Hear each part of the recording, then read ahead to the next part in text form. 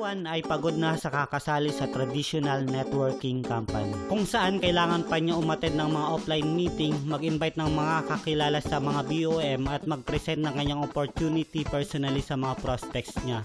Kaya kinapos at naubos na ang ipon niya sa laki ng kanyang expenses sa pag-build ng network. Pagod na din si Juan magbenta ng mga produkto ng pinasok niya na networking company. Buti na lang nakita niya online ang iGEM System online business opportunity, kung saan mas convenient siya nakakapag-build ng network under him na siya na ring customers niya na pinagkakakitaan tuwing bumibilang mga ito ng products sa iGEM sa online store. Ngayon masaya na si Juan dahil may time at financial freedom na siya.